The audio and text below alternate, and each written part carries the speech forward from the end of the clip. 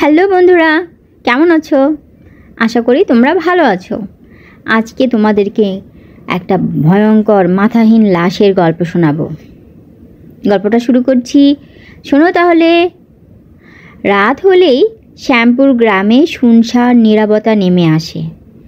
এই নীরবতার মাঝে থাকে শুধুই পাতার মর্মর আওয়াজ আর ঝিঝি পোকার ডাক। এক টানা সেই ডাকে মোহনীয় হয়ে থাকে যেন কুসুমপুর গ্রাম।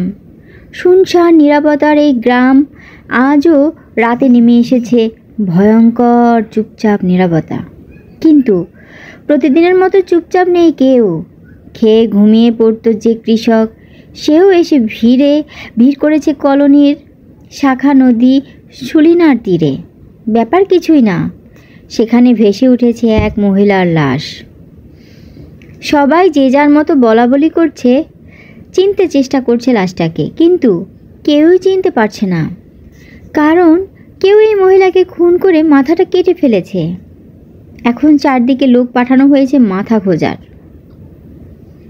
মাথা খুঁজে না পাওয়া পর্যন্ত এই লাশ দাফন করার জন্য কেউ এগোচ্ছে না। এর মাঝেই কোনো উৎসুক জনতা গিয়ে দূর থেকে কাঠি দিয়ে লাশের হাত পা দেখার চেষ্টা করে চলেছে, কিন্তু কোনো ফলাফল নেই। হাতে পায়ে কোনো চিহ্ন নেই যে লাশটাকে চেনা যাবে। রাত যত বাড়তে থাকে তত ভিড় বাড়তে থাকে। মাঝে ভিড়ের চাপ কমে গিয়েছিল, কিন্তু হঠাৎ শোনা যায় শেখের বাড়ির সুলেখাকে পাওয়া যাচ্ছে না। ভাইয়ের সাথে ঝগড়া করে ঘর থেকে রেগে মেগে বের হয়ে গিয়েছিল সুলেখা। তারপর থেকে ওর পাত্তাই নাই। কোথায় গেছে, কি করছে, কেন বাড়িতে আসছে না, কেউ জানে না। সৎমাও সুলেখার কোনো খোঁজই করেনি। এখনও সুলেখার মায়ের কোনো দেখা নেই। শুধু ওর বড় ভাই জমির শেখের কান্নাকাটি চলছে লাশটার পাশে। অনেকেই ওকে ধরে রাখার চেষ্টা করছে, কিন্তু পারছে না। বারবার আছাড় খেয়ে মরা কান্না জুড়ে দিয়েছে জামাল শেখ। ছোট বোনটাকে অনেক ভালোবাসতো সে। সকালেও ঝগড়া হবার সময় বলেছিল, যা দূরে যায় মর গিয়া। এখন সেই কথা শুনিয়ে বলতে বলতে চিৎকার করে কেঁদে উঠল। কিন্তু লাশের পরিচয় পাওয়া গেল না। এর মাঝেই গ্রামের 3 জন মুরব্বী নিজেদের মাঝে আলোচনা করতে লাগলো। কেউ এই লাশ দাফন করতে চায় না। কেউ নিয়ে ফেলতে চায় সেই পানিতে যেখান থেকে ভেসে এসেছে এই লাশটি। কেউ কেউ জানাজা পড়াবার জন্যই অপেক্ষা করে বসে আছে। কিন্তু লাশের পরিচয় যে পাওয়া যাচ্ছে না, এর কি হবে? এর মাঝেই একটা চিৎকার শুনে সবাই দৌড়ে গেল সেই চিৎকারের উৎসের দিকে। সেখানে একটা 12-13 বছরের ছেলে মাটিতে হোঁচট খেয়ে উল্টে পড়ে আছে, কিন্তু চিৎকার করেই যাচ্ছে ভয়ে। কারণ সেই যে জিনিসটার সাথে হোঁচট খেয়েছে সেটা আর কিছুই না, সেই বেওয়ারিশ লাশের মাথা। মাটিতে সামান্য গর্ত করে কেউ ঢুকিয়ে রেখেছিল, কিন্তু মাটি আলগা হওয়াতে তাতে হোঁচট খেয়েছে ছেলেটা। এর পরপরই উঠে কান্নাকাটির রোল। সুলেখার নাকের ফুল দেখে সবাই চিনে ফেলে এটাই সুলেখার লাশ। সাথে সাথেই 2-3 জন মিলে সেই লাশের মাথা নিয়ে এসে লাশের পাশে রাখে। মরা কান্না জুড়ে দেয় জামাল শেখ আর তার আত্মীয় স্বজনরা।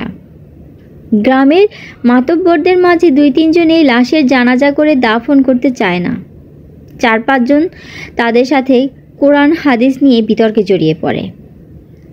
ওই গ্রামের মসজিদের মাওলানার সাথে তর্ক লেগে যায় করিম মাওলা আর তার ছেলে রহমান মাওলার। শেষে কোনো মীমাংসা করতে না পেরে সেই লাশ 2-3 জন মিলে কোনো রকম জানাজা পড়ে দাফন করে। এর মাঝে গ্রামের হেডমাস্টার সবুজ মিয়াও ছিল। সবুজ মিয়া নিজের দায় থেকে এই কাজে উৎসাহ দেওয়ার জন্য দোষী সাব্যস্ত হয় পরদিন এক সালিশে। দিন 7 সবার মুখে মুখে এই ঘটনা। একের পর এক ডানা মেলতে থাকে। কেউ কেউ বলা শুরু করে সবুজ মিয়া আর সুলেখার প্রেমের সম্পর্ক ছিল। আর এর রেশ ধরে কয়েকদিন পর আবার সালিশ ডাকা হয়। যেই 3 জন লাশ দাফন ও জানাজা করতে চায়নি তাদের রায়ে সবুজ মিয়াকে এক ঘরে করে রাখে সবাই।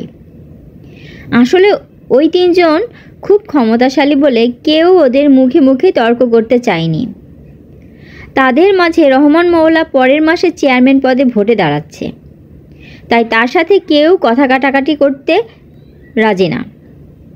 ফলাফল, নিরীহ সবুজ মিয়াকে এড়িয়ে চলতে শুরু করে সবাই, কিন্তু সুলেখার ভাই জামাল শেখের বন্ধুত্ব ছিল তার সাথে, তাই সবুজ মিয়াকে নিজের ঘরে খাওয়াতে শুরু করে সে। এর মাঝে সবাই সুলেখার কথা প্রায় ভুলেই যায়। 2 সপ্তাহ পর একদিন গ্রামের মসজিদের ইমাম ইসমাইল মিয়া ফজরের নামাজের আজান দিতে গিয়ে এক বিভৎস দৃশ্য দেখে ভয়ে চিৎকার করে অজ্ঞান হয়ে পড়ে। সকালে সবাই তাকে অজ্ঞান অবস্থায় মসজিদের পাশেই খুঁজে পায়। কি ভয়ঙ্কর অবস্থা! কেউ বলতে পারছে না কেন সে অজ্ঞান হয়েছে। অনেকক্ষণ পর ওনাকে সেবা যত্ন করে মাথায় পানি ঢেলে দিলে ধীরে ধীরে তার জ্ঞান ফেরে। সে সবাইকে নিয়ে যায় সুলেখার লাশ যেখানে দাফন করা হয়েছিল সেখানে। সুলেখার লাশের পাশে একটা জারুল গাছ আছে। সেখানে একটা ডালে পাওয়া যায় করিম মওলার ছিন্ন ভিন্ন লাশ। প্রথমে কেউ চিনতে পারেনি, কিন্তু গাছের গোড়ায় কে যেন লাশের মাথাটা সযত্নে কেটে সুন্দর করে সাজিয়ে রেখেছে। দৃশ্যটা দেখে অনেকেই সহ্য করতে পারেনি। শেষে পুলিশ ডেকে পাঠানো হয়। পুলিশ এসে লাশ নিয়ে যায় ময়নাতদন্তের জন্য। এর মাঝে রহমান মওলা ক্ষেপে যায় নিজের পিতার এই অবস্থা দেখে। বিকেল যেতে না যেতেই সবুজ মিয়ার বাড়ি আগুন জ্বালিয়ে দেয় সে। সবাইকে বলে বেড়াতে থাকে যে সবুজ মিয়া গুন্ডা লাগিয়ে তার বাবাকে হত্যা করিয়েছে। এই সময় তার সাঙ্গপাঙ্গরা মিলে সবুজ মিয়াকে গাছের সাথে বেঁধে ইচ্ছা মতো মারতে থাকে। শেষে মার খেয়ে সবুজ মিয়া অজ্ঞান হয়ে গেলে ওকে নিয়ে স্কুল ঘরে একটি রুমে বেঁধে রাখে। সবাই গোপনে সুলেখার ভূতের কথা বললেও রহমান মওলার সামনে কেউ তর্ক করে মার খাবার জন্য সাহস করেনি। এরপর থেকে 2 দিন ধরে বন্দি থাকে সবুজ মিয়া সেই স্কুল ঘরে। সকালবেলা এসে রহমান মিয়ার লোক খাবার দিয়ে যায়। সবুজ মিয়ার খাওয়া শেষ হলেই মার শুরু হয়। শেষে অজ্ঞান হয়ে পড়লে তাকে দড়ি দিয়ে বেঁধে রেখে যায় রহমান মওলার লোকজন। এর 3 দিন পরেই আবার শ্যামপুর গ্রামে শোরগোল ওঠে। এবার ভোর সকালে পাওয়া যায় রহমান মওলার মাথা কাটা লাশ। মাথা কাটা লাশ গ্রামবাসী 2টা দেখেছে, কিন্তু এই রহমান মওলার লাশের পায়ের দিকটা ছিলই না, পাশেই পড়েছিল হাড়গোড়, যেন কেউ এসে খেয়ে গিয়েছে লাশটাকে চিবিয়ে চিবিয়ে। এবার পুলিশ এসে সবাইকে জেরা করতে শুরু করে এবং গ্রামের বেশ কয়েকজন লোকজন পালিয়ে যায় গ্রাম ছেড়ে ভয়ে। কিন্তু পুলিশকে রহমানের ভাই রহিম মওলা টাকা খাইয়ে বিদায় করে দেয়।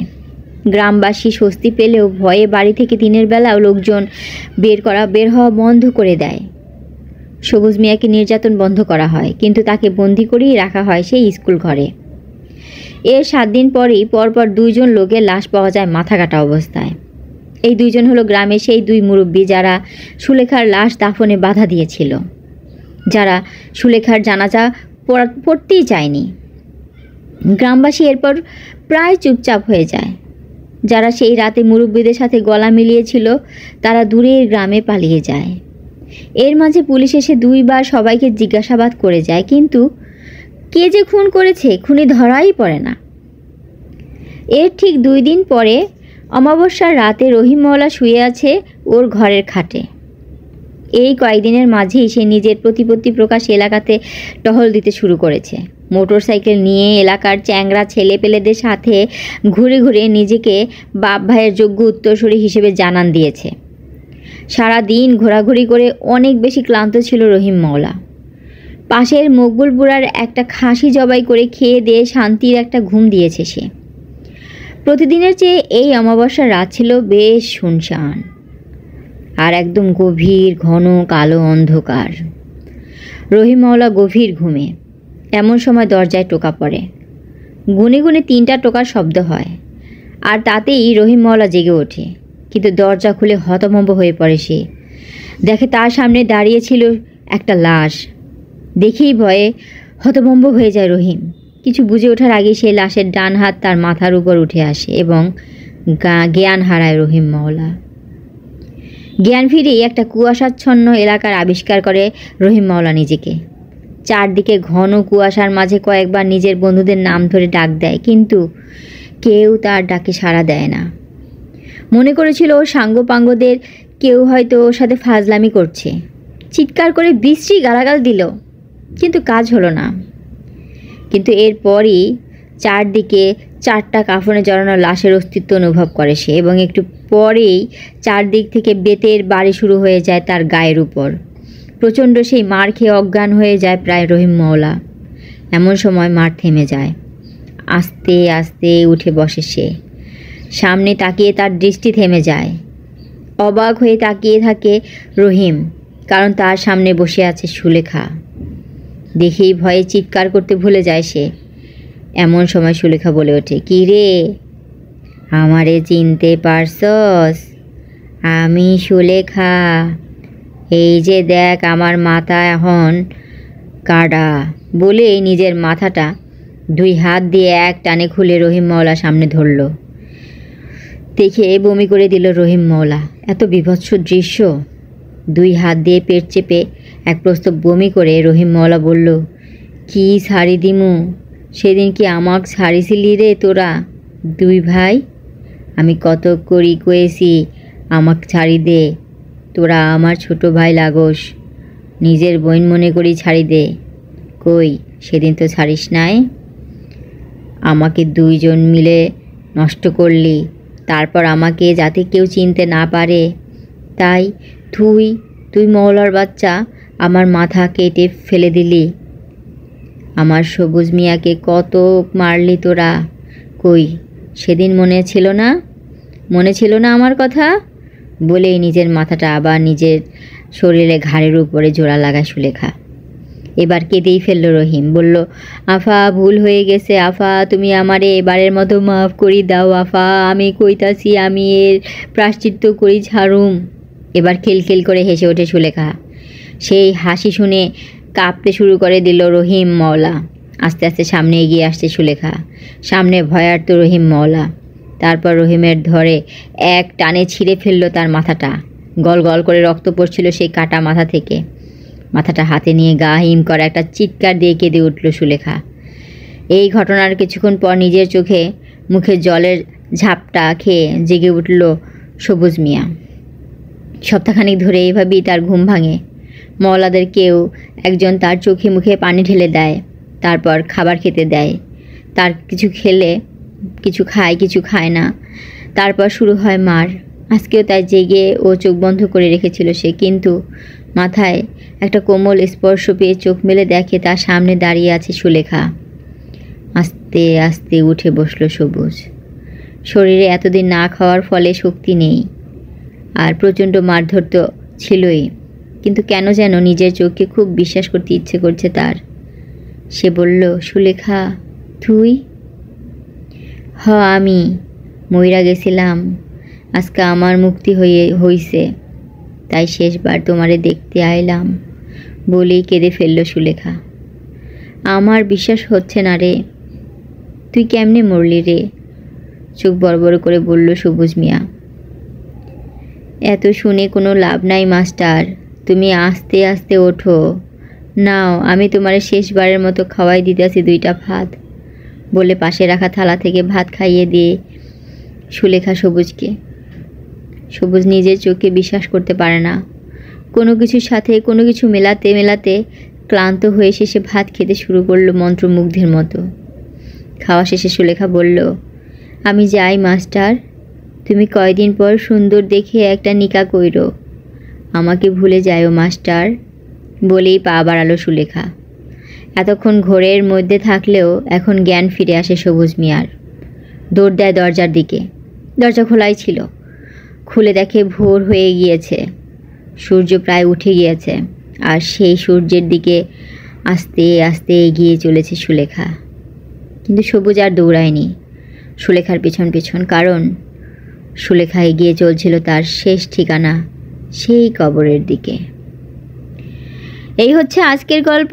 আশা করি তোমাদের অনেক ভালো লেগেছে। ভালো থেকো সবাই।